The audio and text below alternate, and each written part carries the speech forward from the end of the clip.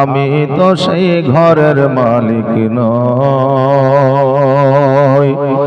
আমি তো সেই ঘরের মালিক নই। পরের জায়গা পরের জমিন ঘর বানায়া আমি রই, আমি তো সেই ঘরের মালিক নই, আমি তো সেই ঘরের মালিক নই। ও সে ঘর খানা যার জমিদারি,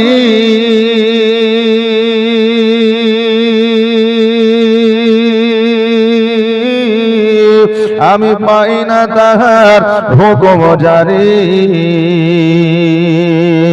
ও সে ঘর খানা যার জমিদারি,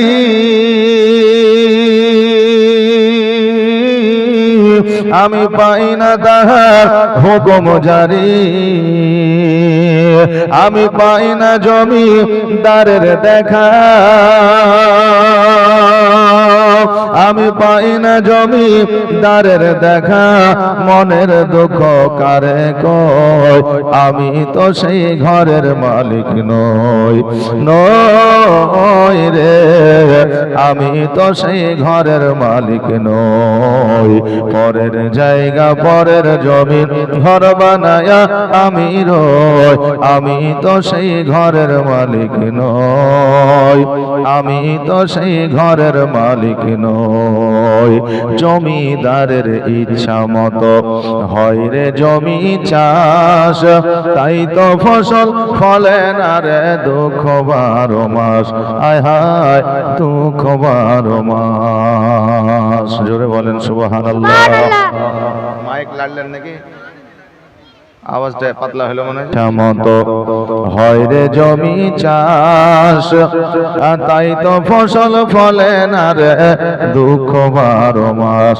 আয় হায় দুঃখ 12 মাস। আমি খাজনা পাতি সবই দিলাম, তবু জমিহীন আমার হয় যে নিলাম। আমি খাজনা পাতি সবই দিলাম, তবু জমিহীন আমার হয় যে নিলাম। আমি পাই না জমিদারের দেখা, আমি পাই না জমিদারের দেখা। মনের দুঃখ কারে কই, আমি তো সেই ঘরের মালিক নই, নই রে, আমি তো সেই ঘরের মালিক নই। পরের জায়গা পরের জমির ঘর বানায়া আমি রই, আমি তো সেই ঘরের মালিক নই, আমি তো সেই ঘরের মালিক নই। আল্লাহুম্মা সাল্লাল্লাহু সুবহানাল্লাহ। ওই হযরত আলী রাদিয়াল্লাহু তাআলা আনহুকে আমার আল্লাহ তাবারক তাআলা একবার নয়, দুইবার নয়, 5 বার নয়, 7 বার নয়, শত শতবার পরীক্ষা করেছে। আর আমার হযরত আলী রাদিয়াল্লাহু তাআলা আনহু শত শতবার আল্লাহর পরীক্ষায় পাস করেছে। জোরে বলেন সুবহানাল্লাহ। আমার হযরত আলী রাদিয়াল্লাহু তাআলা আনহু বাজারে গিয়েছেন বিবির জন্য, নিজের স্ত্রীর জন্য কিছু খাবার নিয়ে আসছে। রাস্তার পথে জিবরিল আমিন ফকির বেশে দাঁড় হয়ে গেছে। ওই জিবরিল আমিন বলতেছে, আলী আজকে তোমার কাছে কি আছে বলো? আলী রাদিয়াল্লাহু তাআলা আনহু বলে, আজকে আমার কাছে আমার বিবির জন্য খাবার আছে। আজকে খাবার নিয়ে বিবির জন্য বাড়িতে যাইতে আছে, এই জন্য যাইতে আছে। আমার বিবির জ্বর হয়েছে, খাবার অনেক দিন ধরে খাই নাই, আজকে খাবারটা নিয়ে যাব, বিবিকে আনন্দ সহকারে খাওয়াবো। আজকে ওই জিবরিল আমিন ফকির বেশে বলতেছে, আলী রে আজকে তোমার বিবি কয়েকদিন ধরে খাই নাই, আমি বহুদিন ধরে খাই না, অতএব এই খাবারটা তোমার বিবির জন্য না গিয়ে এই খাবারটা যদি আমাকে দান করে দাও, আমি বড় খুশি হয়ে যাব। আলী রাদিয়াল্লাহু তাআলা আনহু চিন্তা করে, আল্লাহ গো, আজকে যদি আমার বিবিকে খাবারটা নিয়ে যেয়ে দিই, আমার বিবি হয়তো খুশি হবে। আর আজকে ফকিরকে যদি খাবারটা না দিয়ে যায়, আজকে এই ফকির বেজার হয়ে যাবে। আর ফকির যদি বেজার হয়ে যায়, আমার রাসূলুল্লাহ বেজার হয়ে যাবে।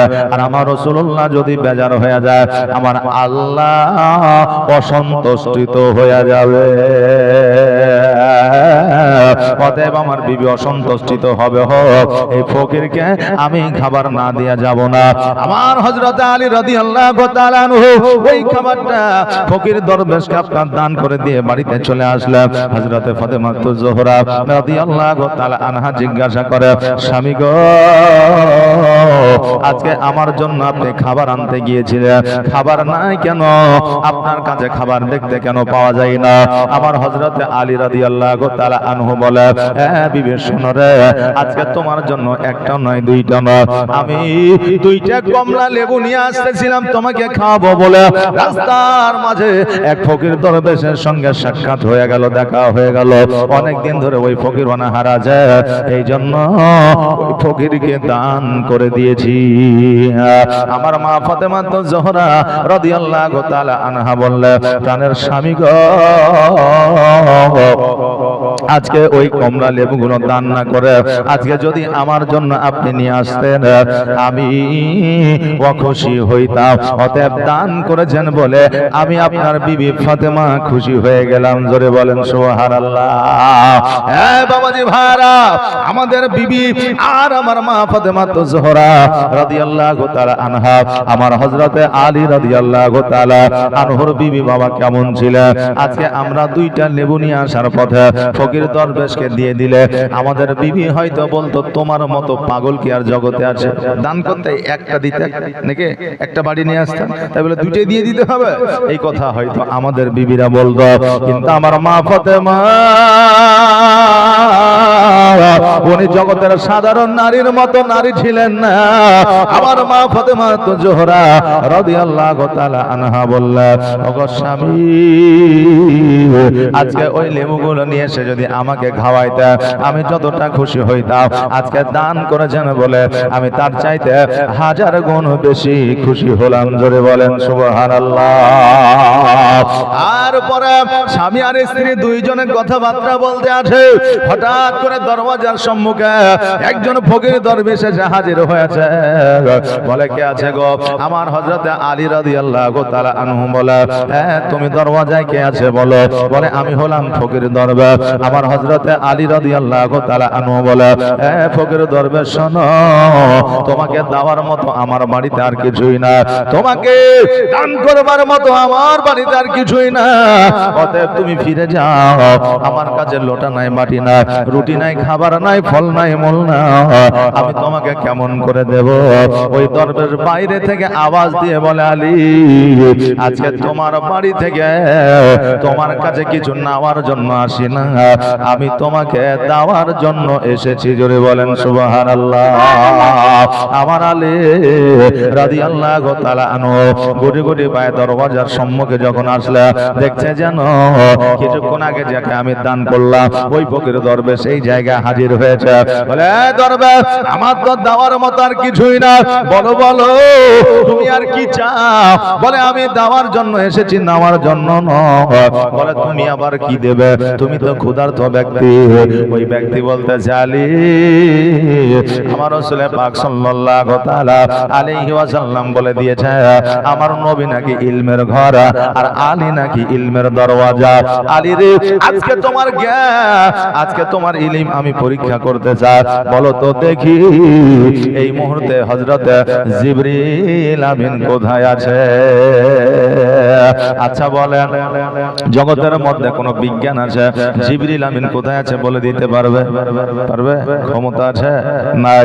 পৃথিবীর মধ্যে কোন মাস্টার আছে, কোন ডাক্তার আছে, কোন হাকিম আছে? কে আছে বলে দিতে দিতে পারে জিবরিল আমিন কোন সময় কোথায় থাকে, বলে দিতে পারে। এই রকম ক্ষমতা পাওয়ার কারণে আমার আলী রাদিয়াল্লাহু তাআলা আনহু চোখ দুইটা বন্ধ করে সপ্তম আসমান দেখলেন, সপ্তম জমিন দেখলেন, কোন জায়গায় জিবরিল আমিনকে দেখা গেল না। এবার আমার জিবরিল আমিন আঙ্গুল দিয়ে দেখায় বলে, দরবেশ রে, আজকে তুমি হলে জিবরিল আমিন। জোরে বলেন সুবহানাল্লাহ। জিবরিল আমিন বলতে জানি, আমি বুঝতে পারলাম, জানতে পারলাম তুমি ইলমের দরওয়াজা, এই জন্য আমার নবীজি তোমাকে বানিয়েছে। কারণ হইল তোমার মধ্যে ইলম আছে, জ্ঞান আছে। হযরত জিবরিল আমিন বলতে জানি রে, আমি তোমাকে কিছুক্ষণ আগে পরীক্ষা করতেছিলাম, তোমার আল্লাহকে বেশি ভালোবাসো না তোমার বিবিকে বেশি ভালোবাসো, তুমি আল্লাহর ওয়াস্তে দান করো না বিবিকে নিয়ে গিয়ে খাওয়াও। এই পরীক্ষা করার জন্য তোমার কাছে দরবেশ হয়ে গিয়েছিলাম, কিন্তু তুমি তোমার বিবিকে খাবার না দিয়া আমাকে দিয়ে দিয়েছো, দরবেশকে দিয়ে দিয়েছো। এই জন্য আমার আল্লাহ তাবারাক তাআলা তোমার দানে খুশি হয়েছে। আল্লাহ তোমাকে পরীক্ষা করেছিল, আল্লাহর পরীক্ষায় তুমি পাস করেছো। এই জন্য আমার আল্লাহ তাবারাক তাআলা দুইটা লেবুর বদলে 12টা লেবু জান্নাত হইতে পাঠিয়ে দিয়েছে। জোরে বলেন সুবহানাল্লাহ। জান্নাত হইতে তোমার বাড়িতে পাঠিয়ে দিয়েছে। আলী রাদিয়াল্লাহু তাআলা আনহু বলে, এ জিবরিল শোনো, আমার নবী নিজেই বলে দিয়েছে, যারা আওলাদের চাইতে, বিবির চাইতে, মা বাবার চাইতে নবীজিকে ভালোবাসতে পারবে না, তারা যেন মুমিন হতে পারলো না। যারা সকল দেশে সবার চাইতে নবীকে মহব্বত বেশি না করতে পারবে, ওরা মুমিন মুসলমান হতে পারবে না। এই জন্য আমার নিজের সন্তানদের, আমার বিবি বাল বাচ্চা সবার চাইতে আমি বেশি ভালোবাসি আমার নূর নবীকে। জোরে বলুন সুবহানাল্লাহ। আজকে বাবাজি ভাইরা, আমরা দয়ার নবী, মায়ের নবী সাল্লাল্লাহু তাআলা আলাইহি ওয়াসাল্লামের কথা শুনলে রে বাবা, আজকে আমরা জমি জায়গা, আমরা বিবি বাল বাচ্চা, মা বাবা তো দূরের কথা, এক গ্লাস পানিও আমরা নবী নামে দান করতে চাই না, রাসূলুল্লাহর মেহমানকে দিতে চাই না। বাবাজি ভাইরা, আজকে জগতের মধ্যে আমরা যে মানুষ, আমরা নিজেই ভুলে গিয়েছি আমরা যে মুসলমান, আমরা যে নবীজির গোলাম, আমাদের যে শরীয়ত আছে, আমাদের যে নামাজ আছে, আমাদের যে রোজা আছে, আমাদের যে মসজিদ আছে, এই কথাটাই আমাদের স্মরণে না। আজকে এই কথাটা তো দূরের কথা, আমাদের যে মৃত্যুবরণ করতে হবে, মারা যেতে হবে, আমাদের চিরস্থায়ী জগৎ নয়, এই কথাটা আমরা স্মরণে রাখি না, মরবই না। এইরকম হয়তো চিন্তা ভাবনা করে আমাদের কার্যকলাপ আগের দিকে বাড়তেই থাকে, আমাদের কাজকর্ম আগের দিকে বাড়তেই থাকে। বেরাদার, আমরা যে মরবো এই কথাটাই আমাদের অনেকের স্মরণে নাই। আমার দয়ার নবী, মায়ার নবী সাল্লাল্লাহু তাআলা আলাইহি ওয়াসাল্লাম বলে দিয়েছে, হ্যাঁ আমার উম্মত উম্মতিরা, তোমরা প্রতিদিন যদি মরণকে 70 বার করে স্মরণ করো, আমার আল্লাহ তাবারাক তাআলা কিয়ামতের দিন তোমাকে শহীদের দরওয়াজা দান করবে। জোরে বলেন সুবহানাল্লাহ। নবী বললেন, তুমি যদি প্রতিদিন 70 বার করে মরণকে স্মরণ করো, কিয়ামতের দিন আল্লাহ তাবারাক তাআলা তোমাকে শহীদের দরওয়াজা দান করবে। আচ্ছা বলেন, আমরা মরবই তো, মরতেই হবে, মরে যাব, এইভাবে যদি স্মরণ করি শহীদের দরওয়াজা পাওয়া যাবে না। একজন আপনার দরবেশ ফকিরকে নিয়ে গিয়ে এক রাজা খাইয়েছিল। তো রাজা বলেছিল, আমার জীবনকে পরিবর্তন করব, তো কিভাবে করব? তো ওই ফকির বলেছিল, মরণকে স্মরণ করো, তোমার জীবন পরিবর্তন হয়ে যাবে। মরণকে স্মরণ করে 6 মাস পার করলো, জীবন পরিবর্তন হলো না। বলে এই ফকির মিথ্যা কথা বলেছে, ডেকে নিয়ে আসা হলো। এবার ফকিরকে বলছে, তোমার মৃত্যুদণ্ড দেওয়া হলো, কারণ তুমি মিথ্যা বলেছো যে মরণকে স্মরণ করলে নাকি জীবন পরিবর্তন হয়। আমার তো পরিবর্তন হইল না, আমি তো প্রতিদিনই পড়ি যে মরতে হবে, মরবো, মরতেই হবে, 70 বার করে গণি, কই পরিবর্তন তো হইল না। তো ওই ফকির দরবেশ বলছে আমাকে তো মৃত্যুদণ্ড দিবেন ঠিকই আছে, তা আমার শেষ ইচ্ছা একটা আছে, পূরণ করবেন? বলে কি? বলে আমাকে 1 ঘন্টার মতো আপনার এই রাজত্ব দিতে হবে, 1 ঘন্টার মতো রাজত্ব দিতে হবে। বলে দিলাম, শেষ ইচ্ছা তোমার।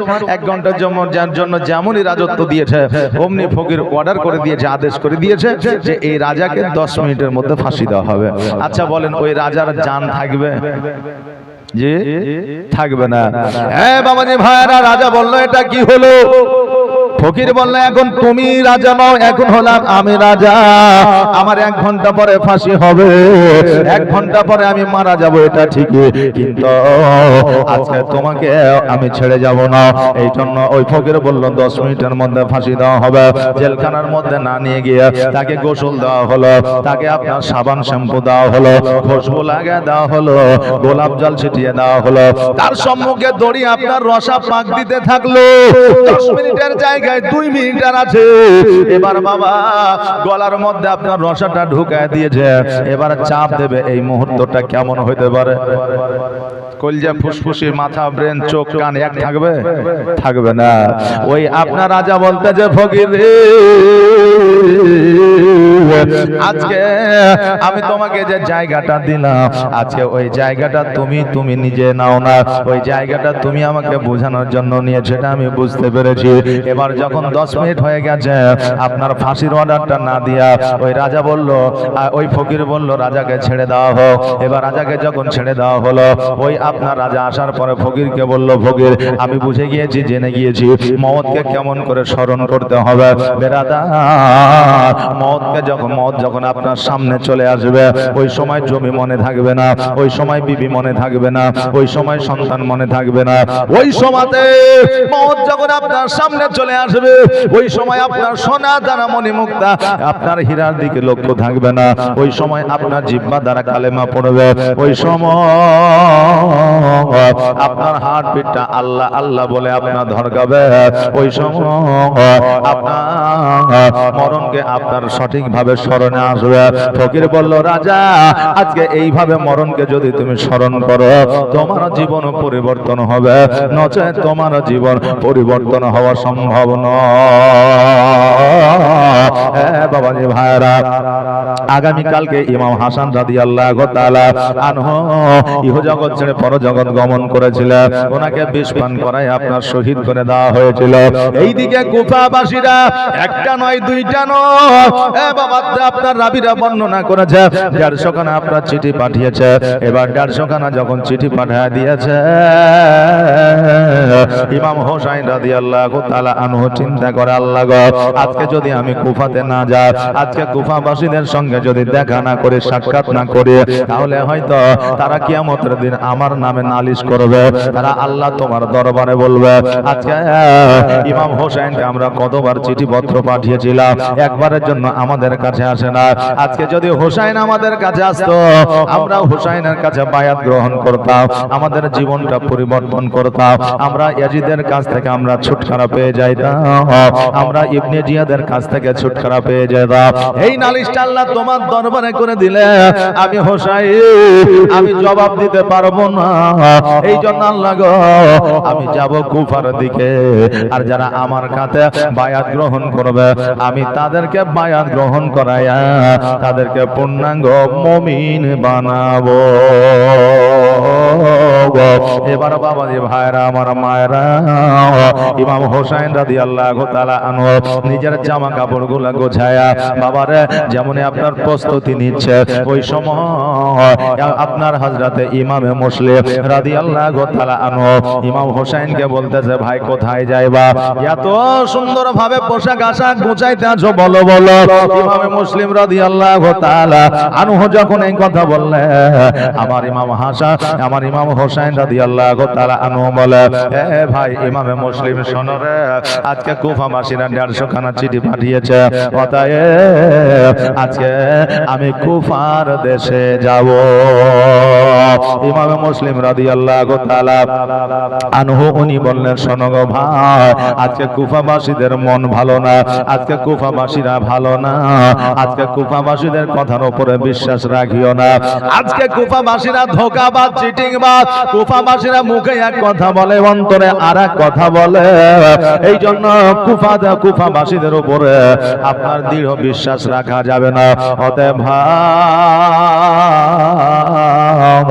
তুমি হলে আমাদের একমাত্র সম্বল, অতএব আজকে তুমি মদিনায় থেকে যাও। আমি ইমামে মুসলিম রাদিয়াল্লাহু তাআলা আনহু আমি একবার কুফার দিকে যাই, আর কুফাতে যাওয়ার পরে কুফার খবরটা লইয়া আমি আপনাকে যখন দেব তখন আপনি কুফাতে যাবেন। ওই কুফার খবর যদি ভালো হয় তবেই আপনি কুফাতে যাবেন, আর ওই কুফার খবর যদি খারাপ হয় আমি পত্র দ্বারা, চিঠি দ্বারা আমি লিখে পাঠিয়ে দেব। আপনার ওই কুফায় আসার দরকার না। আমার ইমাম হোসেন রাদিয়াল্লাহু তাআলা আনহু বললে, ভাই রে, তুমি যখন বলতেছো তুমি কুফাতে যাবা, আর কুফাতে যাইবার পরে তুমি যখন খবরটা আমাকে দিব বলছো, অতএব দেরি নয়, দেরি নয়, আগামী কালকে তুমি কুফায় রওনা হয়ে যাও। কুফার খবর যদি ভালো হয় চিঠি দ্বারা জানাইবা, আর কুফার খবর যদি খারাপ হয় তুমি তবুও চিঠির দ্বারা জানাইবা। আমার হযরতে ইমামে মুসলিম রাদিয়াল্লাহু তাআলা আনহু বললে, ঠিক আছে। এবার বাবার আমার ইমাম মুসলিম রাদিয়াল্লাহু তাআলা আনহু উনি বললেন, ভাই হোসাইন, আজকে মা হারা আমার দুইটা সন্তান আছে, একটার বয়স হলো 6 বছর আর একটার বয়স হলো 8 বছর। একটার নাম হলো মুহাম্মদ আর একটার নাম হলো ইব্রাহিম। এই দুইটা সন্তান আমার মা হারা বাড়িতে একাই থাকবে। অতএব আমি যখন কুফাতে যাব আমার দুই সন্তানকে একটু দেখাশোনা করিও। ইমাম হোসেন রাদিয়াল্লাহু তাআলা আনহু বলে, ইমাম মুসলিম শোনো রে, আজকে এই দুই সন্তান আমার কাছে থাকবে, আমি ওই দুই সন্তানকে এত যত্ন করে দেখাশোনা করব, ওই দুই সন্তান তারা কোন সময় কোন রকমের বাধা বিপদ পাইবে না। এই বলে ইমাম মুসলিম রাদিয়াল্লাহু তাআলা আনহু যেন আপনার বাড়িতে গেল। যাওয়ার পরে সকালবেলা ফজরের নামাজের পরে জামা পোশাক গুলোকে যেন বাবা গুটায় লিয়া এবার যেন বাবা উঠে আপনার ঘোড়ার পিঠে চেপে গেছে। ঘোড়ার পিঠে যেমন চেপে গেছে, ঘোড়ার লাগামখানা ধরে টান দেয়, ঘোড়া যেন তবু আগে যায় না। ইমাম মুসলিম বলে, ঘোড়া আজকে আওলাদের রাসূল তোমার লাগাম ধরে টান দিয়েছে, তুমি কেন আগে যাও না? ঘোড়া বলতেছে, আল্লাহ গো, আমার জবানটা একবার খুলে দাও। আল্লাহ বলে, আমার মহিমা বোঝা বড় দা, যাও যাও, আমি জবান খুলে দিলাম। ঘোড়া বলতেছে, ইমাম মুসলিম আমি কেমন করে আগে যাব? একবার ঘোড়ার উপর থেকে আমার পায়ের দিকে লক্ষ্য করে দেখো। ইমামে মুসলিম রাদিয়াল্লাহু তাআলা আনহু এবার যখন ঘোড়ার পায়ের দিকে লক্ষ্য করে দেখছে যেন তার দুই সন্তান ইব্রাহিম আর মুহাম্মদ দুই ভাই যেন ঘোড়ার পা ধরে ধুলোয় যেন শুয়ে আছে। ঘোড়া বলল, ইমাম মুসলিম আপনার লাগামখানা ধরে টান দেওয়া মাত্র আমি যদি ছুটতে আরম্ভ করতাম, আজকে এরা হলো আওলাদের রাসূল, আজকে এদের মধ্যে ব্যথা হতো, বেদনা হতো, আমি দুলদুল, আমি ঘোড়া কিয়ামতের দিন জবাব দিতে পারতাম না। অতএব হুজুর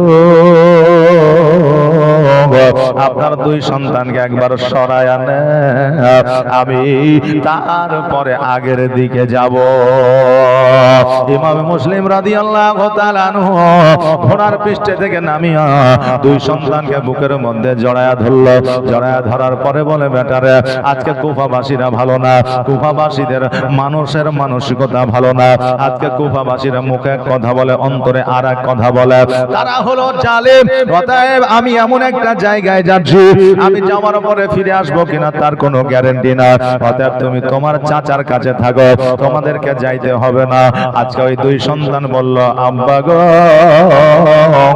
আজকে আমরা মা হারা দুই সন্তান, আজকে আমাদের মা নাই, আজকে পৃথিবীর মধ্যে আমাদের গোসল বানিয়ে দেওয়ার মতো কেউ না, আজকে পৃথিবীর মধ্যে আমাদের খাইয়ে দেওয়ার মতো কেউ না, আজকে আমাদের পোশাক পরিধান করিয়ে দেওয়ার মতো কেউ না। আম্মা গো, আজকে আপনি একমাত্র আমাদের মাথার তাজ, আজকে আপনি যতক্ষণ আমাদের কাছে আছে ততক্ষণ পর্যন্ত আমাদের মন মানসিকতা ভালো আছে, ততক্ষণ পর্যন্ত আমাদের সাহস আছে, ততক্ষণ পর্যন্ত আমাদের মনে ফুর্তি আছে। আব্বা, আজকে আপনি যখন কুফাতে চলে যাবে, আজকে আমাদের মনটা ভালো থাকবে না। যার মা নাই, যার আব্বা নাই জগতের মধ্যে, তার আবার কিসের শান্তি, তার আবার কিসের সান্ত্বনা। আব্বা গো, আজকে আপনি চলে গেলে আপনাকে ভুলে থাকতে পারবো না, কারণ মা আমাদের জগতের মধ্যে না। এই জন্য আজকে আমি আপনাকে ছাড়িয়া আমরা কেমন করে মদিনায় থাকবো। ইমামে মুসলিম রাদিয়াল্লাহু তাআলা দুই সন্তানকে বুকে লইয়া আদর যত্ন স্নেহ মায়া মমতা দিয়ে বুঝাইতে আছে, বেটারে আজকে আমার সঙ্গে তোমরা যদি যাও, যাওয়ার পরে ওই কুফাবাসীরা যদি অত্যাচার শুরু করে দেয়, আজকে তোমরা মদিনায় আসতে পারবে না, আজকে তোমাদের নিয়ে আমি আরো বিপদে পড়ে যাব। অতএব ওরে আমার সন্তানেরা, আজকে তোমার চাচার কাছে তুমি থেকে যাও, তোমাদের যাওয়া লাগবে না। ওই দুই সন্তান বলল, আব্বা গো, ফিরে যদি আসি আমরা সবাই ফিরে আসব, আর যদি ফিরে না আসি আমরা কেউই ফিরে আসব না। জোরে বলেন সুবহানাল্লাহ। হ্যাঁ বাবাজি ভাইরা, আজকে মুসলমানেরা জগতের মধ্যে মওতকে ভয় পায় না, মৃত্যুকে ভয় পায় না, কারণ মুসলমানের জন্য এই মৃত্যুটা আল্লাহর তরফ থেকে সবচাইতে বড় ধরনের একটা উপহার। জোরে বলেন সুবহানাল্লাহ। যারা মুমিন হয় মওতটাকে উপহার বলে গ্রহণ করে, আর যারা মুমিন হতে পারে না আজকে মওতটাকে নিয়ে তারা চিন্তায় চিন্তিত থাকে। ওরে আমার বাবাজিরা, আজকে আল্লাহ তাবারাক তাআলা আপনাকে কতদিন হায়াত দিয়েছে আমার আল্লাহ ছাড়া কেউ জানে না। অতএব আপনি যতদিন হায়াত পেয়েছেন ততদিনই থাকবেন, তার চাইতে এক সেকেন্ড আগেও যাবেন না, এক সেকেন্ড পরেও যাবেন না। যে সময় লিপিবদ্ধ করা আছে ওই সময় আপনার মওত ঘটবে। ওই বাচ্চা দুইটা বলে, আব্বা গো, আজকে কুফায় যাবেন, আপনার যদি কিছু হয়ে যায় আজকে আমাদের মানা আমরা কেমন করে চলাফেরা করব। আজকে আমাদের মায়ের কথা বড় মনে পড়ে, তোমার স্মৃতি আজ বারে বারে কেন যে পড়ছে মনে,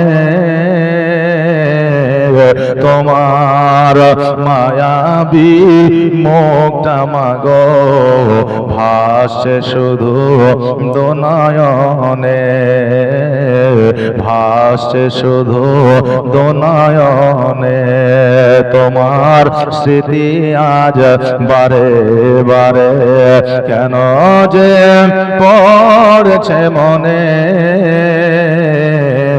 তোমার মায়াবী মুখটা মাগো ভাসছে শুধু দোনয়নে, ভাসছে শুধু দোনয়নে। মা ও মা, ফিরে কি আর আসবে না, দেখা কি আর হবে না। আদর সোহাগার ভালোবাসা ভরিয়ে দিতে মাগো তুমি আমার, আদর সোহাগার ভালোবাসা ভরিয়ে দিতে মাগো তুমি আমার। আজ তুমি কোথায় হারিয়ে গেলে, আজ তুমি কথা হারিয়ে গেলে, একবার কি আমার পড়ে না মনে, তোমার স্মৃতি আজ বারে বারে কেন যে পড়ছে মনে, তোমার মায়াবী মুখটা মাগো ভাসছে শুধু দুনয়নে, ভাসছে শুধু আদনয়নে। আল্লাহুম্মা সাল্লি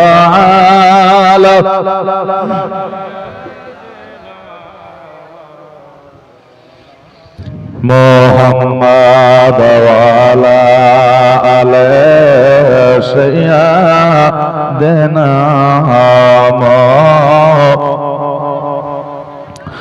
মুহাম্মদ সাল্লাল্লাহু তাআলা আলাইহি ওয়াসাল্লাম। এই আমার মা বোনেরা ভাইরা গো, ওই সন্তান দুইটা যখন নিজের আব্বাকে বলল, আব্বা গো আজকে আপনি আমাদের সঙ্গে করে নিয়ে চলেন, কারণ আমরা মদিনায় যদি দুই ভাই একাই থাকি, আমার মা না, আমরা কার কাছে থাকবো, কিভাবে থাকবো? আব্বা আপনি যেইভাবে থাকবেন আমরা সেইভাবে আপনার সাথে থাকবো। এবার দুই সন্তানকে লইয়া যেন বাবা ঘোড়ার পৃষ্ঠে চেপে গেল, লাগামখানা টান দিল, লাগামখানা টান দেওয়া মাত্র ঘোড়া যেন আপনার কুফার দিকে রওনা হয়ে গেল। এবার বেরাদার কুফার মধ্যে যখন প্রবেশ করছে আপনার স্বাগতম জানানোর জন্য, আপনার শুভেচ্ছা জানানোর জন্য, এবার ওই কুফাবাসীরা যেন সকলেই যেন আগিয়ে আসতেছে, পত্র দ্বারা চিঠি দ্বারা জানিয়ে দিয়েছে আওলাদের রাসূল আসতে আছে। এবার বেরাদার দূর থেকে তারা মনে করেছিল ইমামে হোসাইন আসতেছে, কিন্তু যখন কাছে আসলো দেখলো যেন ইমামে হোসাইন নয়, এটা ইমামে হোসাইনের ভাই যার নাম হলো ইমামে মুসলিম। কিছু লোক যেন আপনার চলে গেল, ইমাম হোসাইনের নাম শুনে এসেছিল, তারা কিছু লোক চলে গেল, আর ইমাম মুসলিম রাদিয়াল্লাহু তাআলা আনহুর কথা শুনে যেন কিছু মানুষ আপনার থেকে গেল। এবার ইমাম মুসলিমকে শুভেচ্ছা জানায়া ওই ইমাম মুসলিমকে যেন আপনার কাজী সাহেবের বাড়িতে নিয়ে যাওয়া হলো। এবার ওই জায়গা আপনার আপ্যায়ন শুরু হয়ে গেল, আপ্যায়ন শুরু হয়ে গেল। এবার বেরাদার ওই কুফাবাসীরা কতজন আসিয়া আমার ইমাম মুসলিম রাদিয়াল্লাহু তাআলা আনহুর হাত চুম্বন করে, পা চুম্বন করে, বায়াত গ্রহণ করে, আর বলে আপনার আজকে চেহারা দেখিয়া, নুরানিময় সুরাত দেখিয়া আজকে আমাদের জীবনের গুনাহগাতাগুলো মাফ করে নিলাম বাবারে। এবার এই রকম ব্যবহার, চরিত্র, আচার আচরণ দেখিয়া এবার ইমাম মুসলিম রাদিয়াল্লাহু তাআলা আনহু চিন্তা করে, আল্লাহ আজকে কুফাবাসীদের অবস্থা তো বেশ ভালোই দেখা যায়, আজকে কুফাবাসীদের ভক্তি নবীর বংশের প্রতি ভালো দেখা যায়, অতএব ইমাম হোসাইন রাদিয়াল্লাহু তাআলা আনহুকে যেন বাবা আপনার ডাকা যায়, কারণ ইমাম হোসাইন আজকে এই জায়গাতে যদি না আসে, আজকে আর এত ভালোবাসেন নবীর আওলাদকে, তারা কিয়ামতের দিন তারা দ্বন্দ্বায়মান হবে, কিয়ামতের দিন তারা নালিশ জানাইবে। এই জন্য ইমাম মুসলিম রাদিয়াল্লাহু তাআলা আনহু একখানা চিঠি লিখে দিয়েছে। সেই আমলে গভর্নর ছিল ইবনে জিয়াদ, যাকে ইয়াজিদ বলে। আজকে ওই পত্র, ওই চিঠি যখন আপনার বার হয়ে গেছে, ওই ইবনে জিয়াদ বুঝতে পেরেছে, জানতে পেরেছে, চিঠি তো দিয়ে দিয়েছে, আজকে এই চিঠি মদিনায় পৌঁছে গেলে ইমাম হোসাইন অবশ্যই অবশ্যই এই কুফাতে আসবে। এবার চিঠি যখন ছেড়ে দিয়েছে, পত্র যখন ছেড়ে দিয়েছে, ইবনে জিয়াদ জানতে পেরেছে, আর জানতে পারার পরে এবার বাবা এলান করে দিয়েছে যে ইমামে মুসলিমকে যারা বাড়িতে রাখবে, ইমামে মুসলিমকে যারা আশ্রয় দিবে, ইমামে মুসলিমকে যারা খাওয়াবে, আজকে তাদের বাড়ি ঘর জ্বালায়া দেওয়া হবে, আজকে তাদের বাড়ি ঘর জ্বালায়া দেওয়া হবে। এই কথাটা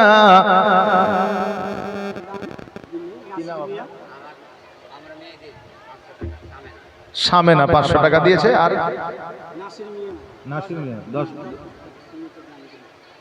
নাসির মিয়া 10 বস্তা সিমেন্ট দিয়েছে। সুবহানাল্লাহ, জাযাকাল্লাহ, নারে তাকবীর, নারে রিসালাত, সুবহানাল্লাহ সুবহানাল্লাহ।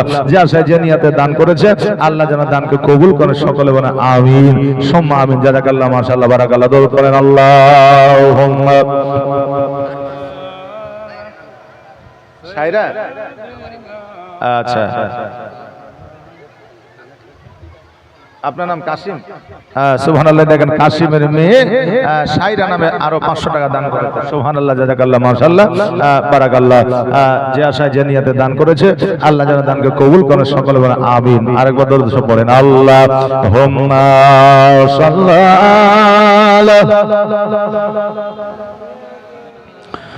মাওলানা মুহাম্মদ ওয়া আলা সাইয়্যিদিনা মুহাম্মদ। ইবনে জিয়াদ আপনার এলান করে দিল, ঘোষণা করে দিল, আজকে ইমাম মুসলিমকে যারা বাড়িতে রাখবে, আজকে ইমাম মুসলিমকে যারা আশ্রয় দেবে, আজকে ইমাম মুসলিমকে যারা বাড়িতে শোয়ার জায়গা করে দিবে, আজকে তাদের বাড়ি ঘর জ্বালায়া দেওয়া হবে, তাদের বাড়ি ঘরে আগুন দিয়ে দেওয়া হবে। বাবা যে ভাইরা, এবার আমার ইমাম মুসলিমকে যেন আপনার খোঁজাখুঁজি শুরু করে দিল। এবার সবাই জানে কাজী সাহেবের বাড়িতে আমার ইমাম মুসলিম রাদিয়াল্লাহু তাআলা আনহু আছে। এবার জানতে পেরে যাবে, বুঝতে পেরে যাবে বলে ইমাম মুসলিম রাদিয়াল্লাহু তাআলা আনহু ওইখান থেকে উম্মে হানির ঘরে যেন আপনার ছুপায়িত আছে। ইবনে জিয়াদের লোকেরা ইমাম মুসলিমকে খোঁজাখুঁজি করতে আরম্ভ করে দিয়েছে, কিন্তু ইমাম মুসলিমকে যেন খুঁজে পাওয়া যায় না।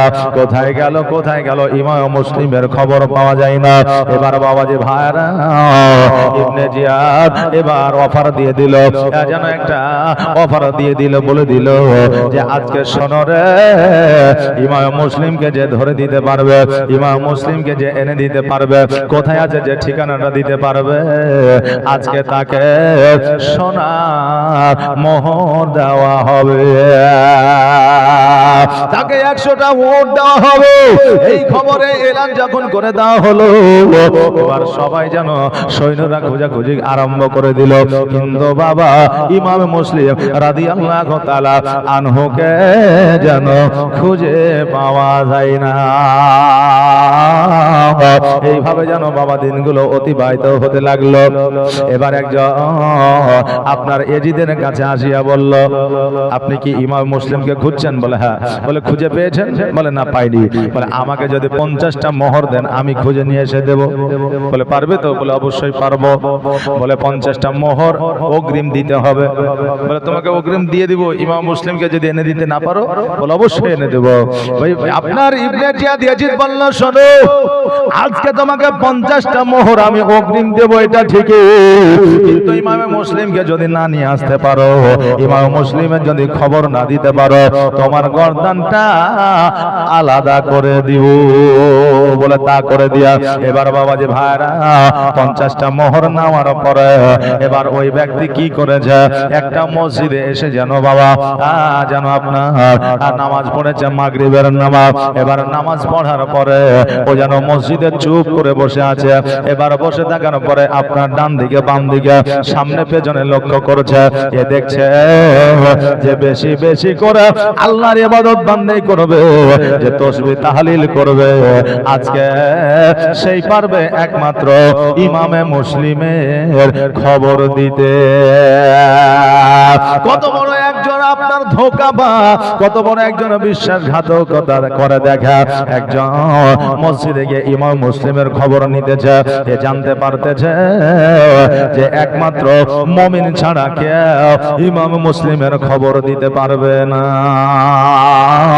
দেখছে যেন একজন বান্দা ওই মসজিদের মধ্যে বসে বসে আল্লাহ আল্লাহ আল্লাহ আল্লাহ বলে জিকির আজগার করতে আছে। এবার গুটি গুটি ভাই তার পাশে গিয়ে বসে বলতেছে, ভাই আজকে আজকে আপনি কি ইমাম মুসলিমের হাতে বায়াত গ্রহণ করেছেন? বলে হ্যাঁ। বলে আমিও ইমাম মুসলিম রাদিয়াল্লাহু তাআলা আনহুর হাতে হাত দিয়ে বায়াত গ্রহণ করতে চাই, কিন্তু আজকে আমি জানতে পারিনি ইমাম মুসলিম কোথায় আছে। আজকে ইমাম মুসলিমকে যদি পাইতাম, আজকে তার কদমে চুম্বন করিয়া, আজকে তার হাতে চুম্বন করিয়া, আজকে আমার জীবনের গুনাহ খাতাগুলো মাফ করতাম। কিন্তু বাবারে, আসলে নবীর প্রেমিক নয়, আসলে নবীর বংশের প্রেমিক নয়, এ হলো নবীর বংশের দুশমন। আজকে ইমাম মুসলিমের কাছে পৌঁছানোর জন্য ওই ব্যক্তি আপনার অভিনয় করছে। এবার ওই বান্দা বলল, শোনো ইমাম মুসলিম কোথায় আছে, আমার দ্বারা বলা সম্ভব নয়। ওই ব্যক্তি বলতেছে, শোনো আজকে ইমাম মুসলিম কোথায় আছে তুমি যদি না বলো, আর আজকে আমি যদি বায়াত গ্রহণ না হয়, আজকে যদি বায়াত গ্রহণ না হতে পারে, আগামী কালকে কিয়ামতের দিনে তোমার নামে যদি আমি নালিশ করে দিই, তুমি জবাব দিতে পারবে না। ওই ব্যক্তি বলল, শোনো রে, আজকে ইমাম মুসলিম কোথায় আছে আমি বলে দিতে পারি, কিন্তু শোনো আজকে তুমি এই কথা, এই খবর কাউকে বলবা না। তুমি একমাত্র ইমাম মুসলিমের কাছে যাবে, যাওয়ার পরে তার কদমে চুম্বন করিয়া তোমার জীবনের গুনাহ খাতাগুলো মাফ করে নিবে, আর নবীর আওলাদকে একবার চক্ষু দ্বারা দেখে নেবে, আর ওই জায়গা থেকে তুমি চলে যাবে, আর জীবনে কোনোদিন কাউকে বলবে না। বলে ঠিক আছে। এবার বাবাজি ভাইরা বলে, কোথায় আছে একবার বলো। বলে ইমাম মুসলিম রাদিয়াল্লাহু তাআলা আনহু উনি এখন উম্মে হানির বাসায় রয়েছে। ওই রাত্রি বেলা গুটি গুটি পায়ে উম্মে হানির বাড়িতে যেন বাবা হাজির হয়ে গেছে। এবার হাজির হয়ে যাওয়ার পরে দরওয়াজায় যেন আপনার আওয়াজ দিতেছে। উম্মে হানি বলতেছে, এত রাত্রে কে গো? বলে আমি হলাম নবী প্রেমিক, নবীর আশিক, আমি হলাম আওলাদের রাসূলের প্রেমিক, আজকে ইমাম মুসলিমের খোঁজে এসেছি। বলে এই বাড়িতে তো ইমাম মুসলিম আছে। উম্মে হানি চিন্তা করে, হায় রে, আজকে আমার বাড়িতে ইমাম মুসলিম আছে, এই বান্দা জানলো কি করে? আর জেনেছে বলে আজকে ডাইরেক্ট এসে ইমাম মুসলিমের কথা বলছে। এখন আমি যদি বলে ইমাম মুসলিম না, তবে আমার দ্বারা মিথ্যা বলা হয়ে যাবে। অতএব দরওয়াজা খুলে বাইরে আসলো। বলে কি ব্যাপার বলো। বলে আমি একজনের কাছ থেকে শুনলাম ইমাম মুসলিম নাকি এখানে আছে, আমার কাছে কিছু টাকা আছে, পয়সা আছে, আজকে ইমাম মুসলিমের হাতে দিব, আজকে আমি বায়াত গ্রহণ করব, আর ইমাম মুসলিমের নুরানি চেহারা দেখিয়া আমার জীবনটাকে ধন্য করব, আমার জীবনটাকে ধন্য করব। এবার উম্মে হানি বলল, শোনো আজকে তোমার সঙ্গে সাক্ষাৎ করে দিতে পারি, তবে শোনো রে, এই কথা যেন কাউকে বলিও না, ইমাম মুসলিম আমার বাড়িতে আছে, যদি জানতে পারে ইমাম মুসলিমকে নিয়ে যাবে, আজকে তাকে শহীদ করে দেবে। অতএব এই খবর তুমি যদি সত্যি নবীর প্রেমিক হও, নবীর আশিক হও, তুমি কাউকে জানাবে না। ওই বান্দা ইমাম মুসলিমের কাছে গেলাম, যাওয়ার পরে সালাম দিল। সালাম দেওয়ার পরে আপনার কতই না কান্নাকাটি করলো, বুঝলেন না? শয়তানের ধোঁকা আর শয়তানের যে কাজ, বুঝলেন? হ্যাঁ, এদের কাজ, এদের চক্রান্ত বহুত আপনার কষ্টকর চক্রান্ত, কথা বুঝলেন না? অভিনয় যারা করে বললেন, তাদের কাছে আপনার বিশ্বাসঘাতকতা করা কোনো ব্যাপারই লয়, বুঝলেন না? এমন ভাবে কান্না করছে মনে হচ্ছে অরিজিনাল নবীর প্রেমী, অরিজিনাল ইমাম মুসলিম রাদিয়াল্লাহু তাআলা আনহুর প্রেমী। কান্না করে করে বলতেছে, হুজুর গো, আজকে আমার জন্য একটু দোয়া করবে, আর এই দেখেন কিছু আপনার জন্য টাকা নিয়ে এসেছি, এটা রেখে দেন, আপনার পরবর্তীতে আপনার কাজে লাগবে, আপনার কোন সময় কাজে লাগবে, এইটা রেখে দেন। এবার বাবাজি ভাইরা শেষ বেলায় মুসাফা করে, কদমে চুম্বন করে, হাতে চুম্বন করে ওই ব্যক্তি যেন বার হয়ে গেল। আর যেমনই বার হয়ে যাওয়া, সকাল বেলা ওই দেখা ইয়াজিদের সৈন্যরা এসে হাজির হইল। উম্মে হানি মনে মনে ভাবে আল্লাহ রাত্রে বেলায় যেটা ভেবেছিলাম এ হলো গোয়েন্দা, এ নবীর প্রেমিক নয়। ইমাম মুসলিম কোথায় আছে খোঁজ নেওয়ার জন্য এসেছে। আমি রাত্রে জানতে পেরেছিলাম, বুঝতে পেরেছিলাম, কিন্তু ইমাম মুসলিমের সঙ্গে সাক্ষাৎ না করাইলে কাল কিয়ামতের দিনে আমাকে জবাব দিতে হতো যদি নবীর প্রেমিক হতো। কারণ সন্দেহ করে কোনো কাজ হয় না, নাকি বলেন? সন্দেহ করে কোনো কাজ হয় না, সন্দেহ করে কোনো কাজ হয় না। এই জন্য তাকে চাইতে দিয়েছিলাম। আজকে আসলে সে গোয়েন্দা, আজকে এই খবরটা ইয়াজিদের কাছে পৌঁছায় দিয়েছে।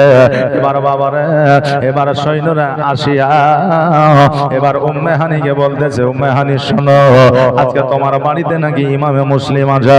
বলো বলো, ইমাম মুসলিমকে কোথায় লুকায়া রেখেছো? উম্মে হানি বলে, শোনো উম্মে হানি, তিনি বললেন ইমাম মুসলিম কোথায় আছে এটা আমি পরে বলবো, তবে ইমাম মুসলিমকে পাকড়াও করার আগে আমাকে তোমরা পাকড়াও করো। আমি ইমাম মুসলিম কোথায় আছে বলবো না। এবার ওই উম্মে হানিকে পাকড়াও করে নিয়ে যাওয়া হলো ইয়াজিদের দরবারে। ইয়াজিদের দরবারে নিয়ে যাওয়ার পরে ইয়াজিদকে জিজ্ঞাসা করে, ইয়াজিদ উম্মে হানিকে জিজ্ঞাসা করে, উম্মে হানি শোনো, বলো বলো ইমাম মুসলিম কোথায় আছে? উম্মে হানি বলল, ইমাম মুসলিম আমার বাড়িতে আছে, এটা আপনাকে কে বলেছে? সঙ্গে সঙ্গে ওই ব্যক্তিকে সম্মুখে নিয়ে আসা হলো। উম্মে হানি ওই ব্যক্তিকে বলল, শোনো রে, তুমি যে বললে তুমি নাকি নবী প্রেমিক, নবীর আওলাদের প্রেমিক, আজকে তুমি এত বড় বিশ্বাসঘাতকতা করেছো, কাল কিয়ামতের দিনে আল্লাহ তাবারাক তাআলা তোমাকে ছাড় দেবে না। কাল কিয়ামতের দিনে আমার আল্লাহ তাবারাক তাআলা তোমাকে কোনদিন ক্ষমা করবে না। ওই ব্যক্তি বলল, উম্মে হানি শোনো, ইমাম মুসলিমকে ধরিয়ে দেওয়া এটা ছিল আমার মূলত উদ্দেশ্য। এর জন্য আমি 50টা মোহর নিয়েছিলাম ইয়াজিদের কাছ থেকে। এবার উম্মে হানি বলল, শোনো রে, আজকে ইমাম মুসলিমের তো কোনো দোষ না। ইমাম মুসলিমকে তোমরা ডেকেছো পত্র দ্বারা, চিঠি দ্বারা, আর ডাকার পরে তোমরা কেন অত্যাচার করতেছো? আজকে তোমরা বলে দাও ইমাম মুসলিম মদিনায় চলে যাবে। আর ইমাম মুসলিম ইমাম হোসেনকে চিঠি লিখেছে, ওই চিঠিটা তোমরা রদ করে দাও, ওই চিঠিটা যেন মদিনায় না পৌঁছে যায়। কারণ মদিনায় পৌঁছে গেলে ইমাম হোসেন কুফার মধ্যে চলে আসবে। ইয়াজিদ বলল, উম্মে হানি আজকে আমি চিঠি রদ করব কি করব না সেটা আমি ভাববো। ইমাম হোসেনকে আনার জন্য আজকে ইমাম মুসলিমের দ্বারা চিঠি লিখেছি, কারণ আমি জানি ইমাম মুসলিম যতক্ষণ পর্যন্ত চিঠি না লিখবে ততক্ষণ পর্যন্ত ইমাম হোসেন এই কুফাতে আসবে না। এই জন্য ভালো ব্যবহার, ভালো আচরণ দেখিয়েছিলাম যে যতক্ষণ পর্যন্ত ইমাম মুসলিম চিঠি না লিখছে, যখন চিঠি লিখেছে আর চিঠিটা মদিনার দিকে ছেড়ে দিয়েছে, আমি তখনই আমি অত্যাচার শুরু করেছি। আহারে, কত জালিম জগতে আসলো আর চলে গেল। এই মুসলমানদেরকে মিটানোর জন্য তারা কতই না চিন্তা ভাবনা করলো, আজও মিটাইতে পারে না, কিয়ামত পর্যন্ত তারা মিটাইতে পারবে না। জোরে বলেন সুবহানাল্লাহ। বাবাজি ভাইরা, উম্মে হানিকে বলল, বলো ইমাম মুসলিম কোথায় আছে? বলল, বলা যাবে না। এবার উম্মে হানিকে যেন আপনার জেলখানায় বন্দী করে দেওয়া হলো। ওই কুফাতে যত মুসলমান ছিল উম্মে হানিকে জেলখানায় বন্দী করে দেওয়ার কারণে আজকে তারা একটা আন্দোলন সৃষ্টি করলো। আন্দোলন করলো, ইয়াজিদ জবাব দাও, উম্মে হানিকে কেন শহীদ করা হলো? উম্মে হানিকে কেন কতল করা হলো? এইভাবে আন্দোলন শুরু হয়ে গেল। তারা ভেবেছিল উম্মে হানিকে হয়তো শহীদ করে দিয়েছে। এবার বাবারে, ইয়াজিদ বলল, আজকে উম্মে হানিকে শহীদ করা হয় না, জেলখানা থেকে বাহির করে ছাদের উপর থেকে যেন দেখে দেওয়া হলো মুসলমান তারা উম্মে হানির জন্য আন্দোলন করলো, এটা ঠিকই, তাকে জিন্দা দেখে জেলখানা থেকে আর ছুটায় নিয়ে আসলো না। সে জিন্দা আছে বলে তারা আন্দোলন বন্ধ করে নিজের বাড়িতে চলে গেল। আর উম্মে হানিকে জেলখানার মধ্যে বাবা বন্দী করে রাখলো। এইদিকে ইমামে মুসলিম রাদিয়াল্লাহু তাআলা আনহু উনি চিন্তা করে আল্লাহ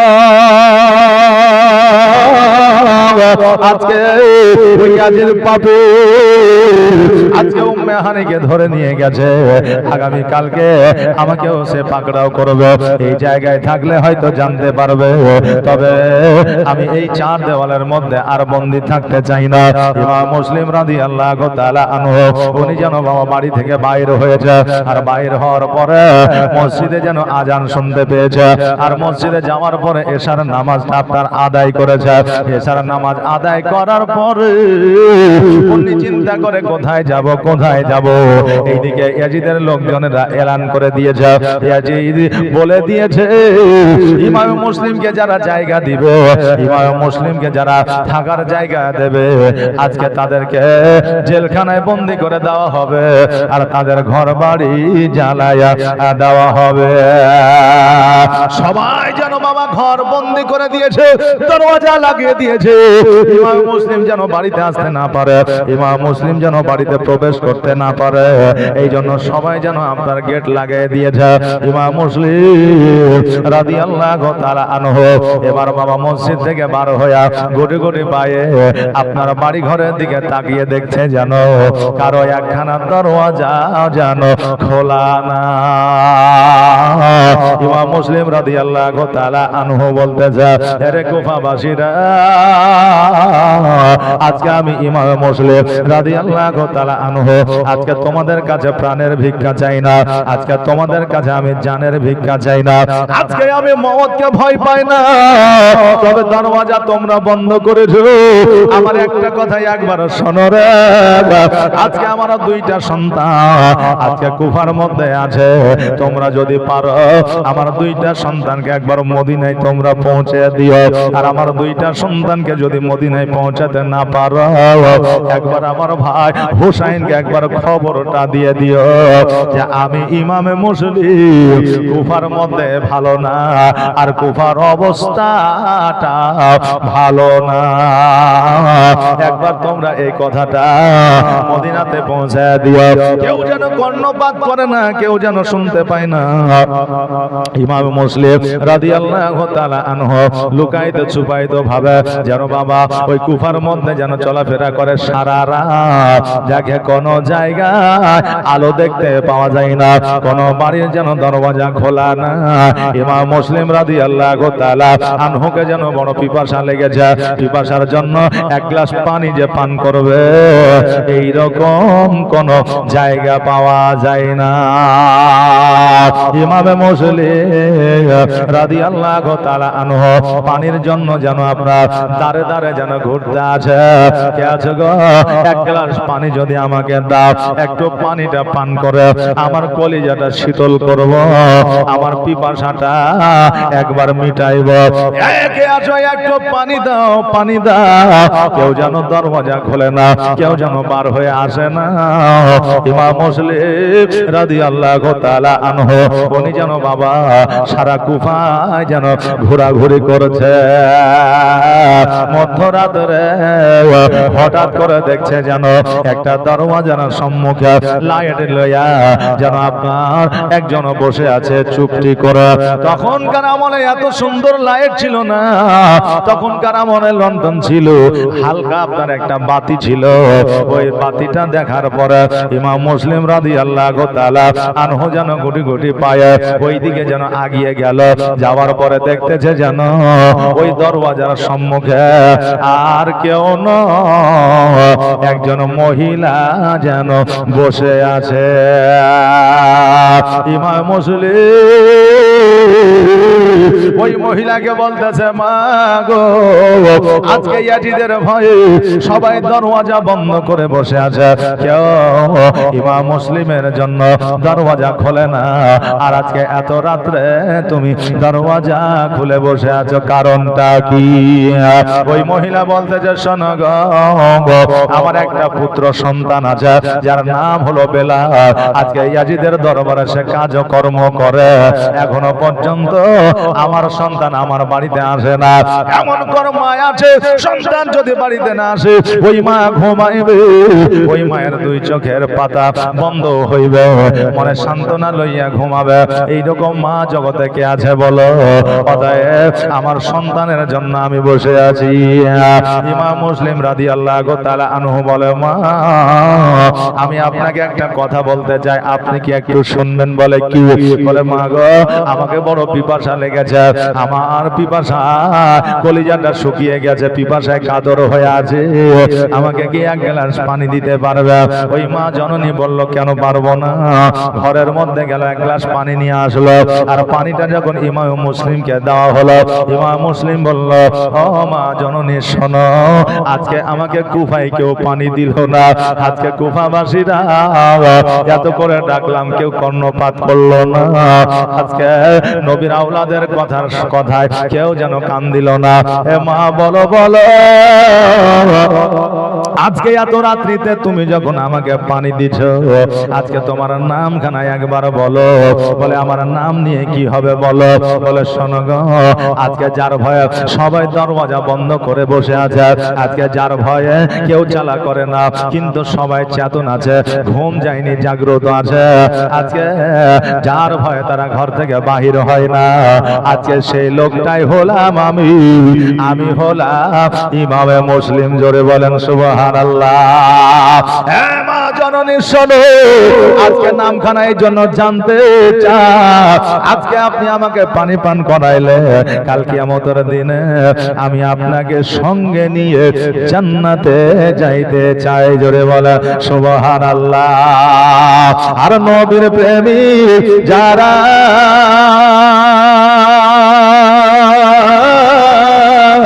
দিশেহারা মরণের ভয় করে না, প্রেম তো মরে না।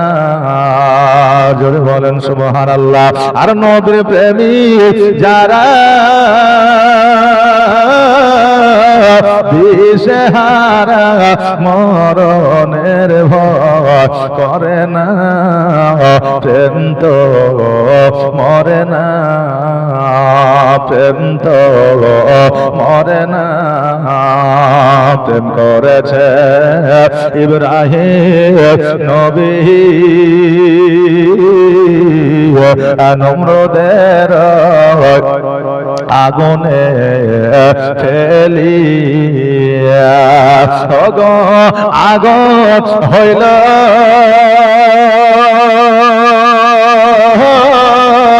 ফুল বাগিচা ইব্রাহিমে কসম জলে না, প্রেম তো মরে না। আর নবী প্রেমিক যারা দিশেহারা মরণের ভয় করে না, প্রেম তো মরে না। প্রেম করেছে মুসা নবী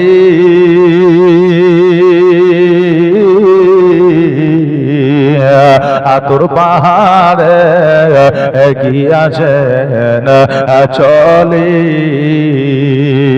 প্রেম করেছেন মুসা নবী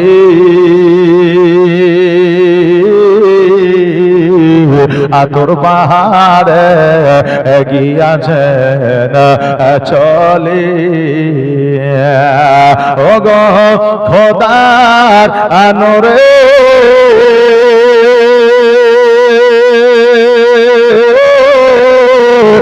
পাহাড় জলে মুসা নবী জলে না, প্রেম তো মরে না। আর নবী প্রেমিক যারা দিশেহারা মরণের ভয় করে না, প্রেম তো মরে না, প্রেম তো মরে না, প্রেম তো মরে না। আল্লাহুম্মা সাল্লি আলা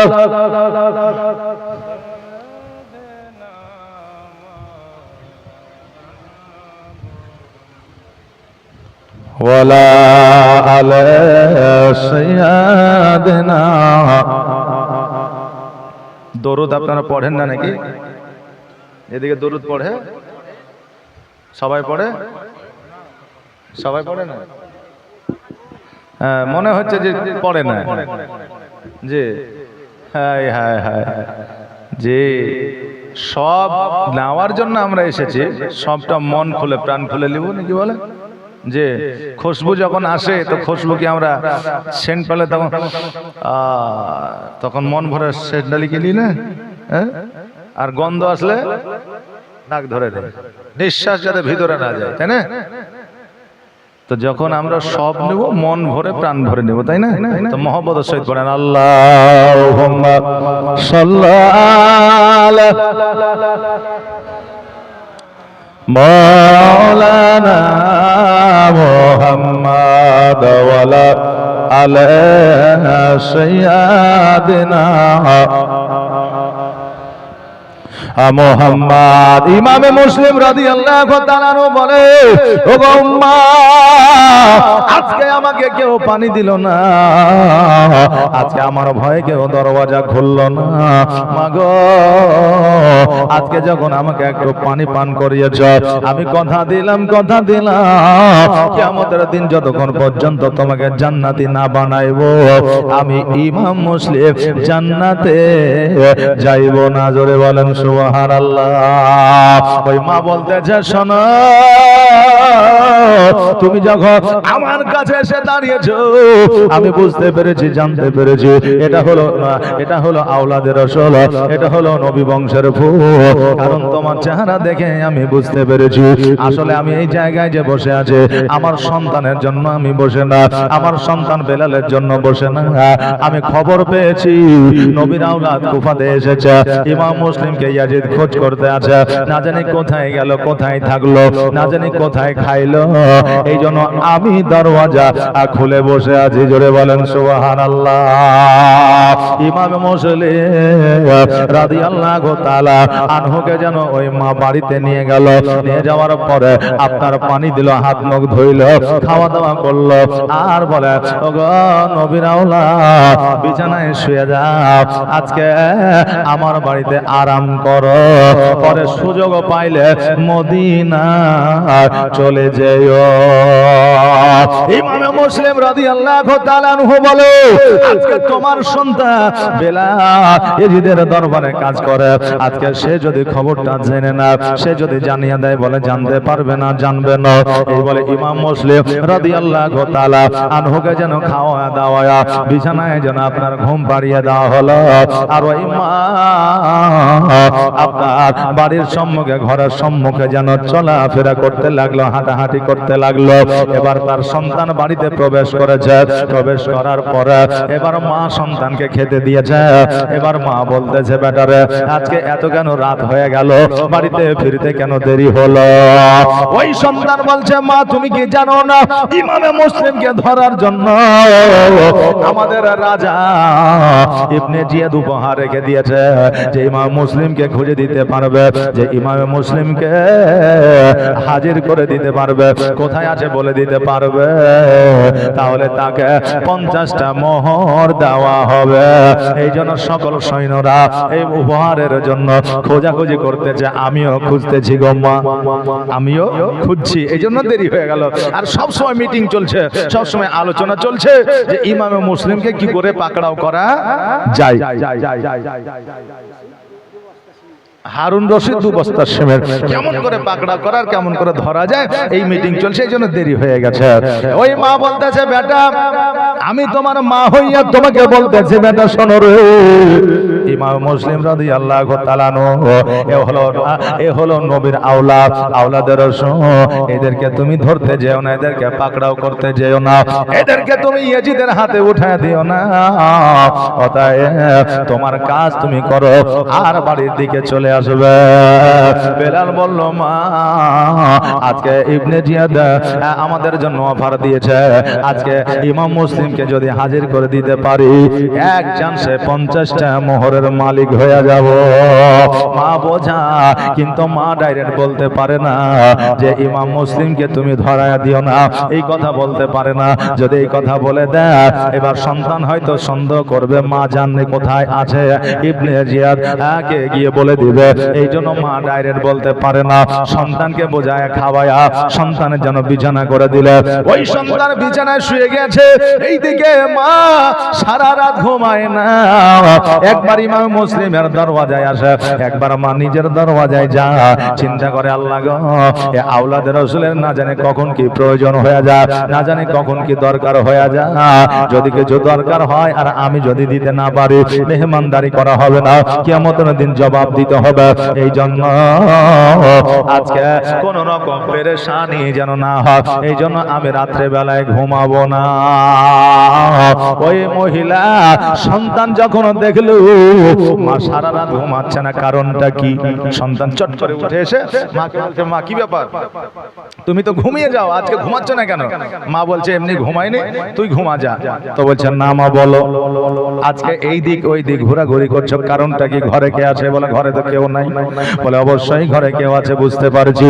এবার ওই সন্তান বেলাল যখন আপনার দরওয়াজাটা যেমনই খুলে দিয়েছে, যে ঘরে আলো নাই, লাইট না, ওই ঘরে নবীর আওলাদের নুরানি চেহারায় ঘরটা পুরো যেন আলোকিত হয়ে আছে। জোরে বলেন সুবহানাল্লাহ। ওই বেলাল বলে, মা এই ইমাম মুসলিমকে আমরা খুঁজে বেড়াচ্ছি আর এই জায়গায় তুমি লুকায় রেখেছো, কারণটা কি? ওই মা বলছে, বেটা রে, আজকে এরা হলো আওলাদের রাসূল, নবীর বংশের ফুল। অতএব আজকে এদেরকে যদি তুমি ধরায় দাও, এদেরকে যদি তুমি পাকড়াও করে নিয়ে যাও, কিয়ামতের দিন জবাব দিতে পারবে না। এই জন্য বেটা শোনো, আমি আমার বাড়িতে রেখেছি, আমি হয়তো আগামী কালকে আবার পাঠায় দিব, হয়তো সোনার মদিনায় চলে যাবে। অতএব এই কথা ইয়াজিদের দরবারে বলবে না। বেলাল চিন্তা করলো যে এখন যদি আমি মনে করি যে বলে দিব, তাহলে হয়তো রাত্রেই চলে যাবে, বা মা হয়তো রাত্রে কোনো জায়গায় পাঠিয়ে দেবে। এই জন্য চালাকি করে সন্তান বলল যে, মা আমি কাউকে বলবো না, এখানে আছে, এখানেই থাক, আরাম করুক। মা ছেলের উপরে বিশ্বাস করলো যে ছেলে আমার বলবে না। মা বিশ্বাস করলো। এবার বিশ্বাস করার পরে এবার বেরাদার রাত্রিটা পার হইল। সকালবেলা এইদিকে তাড়াহুড়ো করে রাজ দরবারে যাবে, মনে মনে বলছে কখন বলবো আর কখন ইমাম মুসলিমকে পাকড়াও করবে আর আমি 50টা মোহর পাবো। এইরকম চক্রান্ত ভিতরে চলছে। এবার মা খেতে দিয়েছে, খেতে দেওয়ার পরে বলে, বেটা রে, আজকে আমার কসম খা, আজকে ইয়াজিদকে গিয়া ইমামে মুসলিমের কথা বলবি না। বেলাল বলল, মা আমি অবশ্যই বলবো না, তোমাকে কথা দিলাম। মা বলল, বেটা আজকে যদি ইমাম মুসলিমের কথা ইয়াজিদকে বলে দি, আমি দুধের ঋণ কোনদিন মাফ তোকে করব না। বাবারে, পাপের যখন চক্রান্ত মাথায় উঠে যায় তখন বাবা ভুল কি ঠিক কি আর মনে থাকে না, কি বলেন বেরাদার? এবার ওই বেলা এবার যেন আপনার সকাল সকাল রাজ দরবারে চলে গেল, আর যাবার পরে পরে ইয়াজিদকে যেন বলে দিল। আর যেমনই বলে দেওয়া, ইয়াজিদের সৈন্যরা ওই বেলালের বাড়িতে এসে হাজির হইল। দরওয়াজায় এসে আওয়াজ দেয়, এই ইমামে মুসলিম, তুমি নাকি আওলাদের রাসূল, তুমি নাকি নবী বংশের ফুল, আজকে তুমি ঘরের মধ্যে কেন আছো? শক্তি যদি থাকে, ক্ষমতা যদি থাকে, একবার বার হয়ে আসো। এবার বাবা ইমাম মুসলিম রাদিয়াল্লাহু তাআলা আনহু যেন বার হতে চায়, ওই মহিলা বলতেছে, না বাবা তুমি বার হয়ো না, তুমি যেও না, আমি দেখতেছি কি খবর কি হয়। এবার বাবা এবার যখন দরওয়াজার সম্মুখে গেল, ওই ইয়াজিদের সৈন্যরা বলল, ইমাম মুসলিম তোমার ঘরের মধ্যে আছে, বার করে দাও। ওই মহিলা বলল, শোনো রে, আজকে তোমাদের কে বলেছে তোমাদের কানে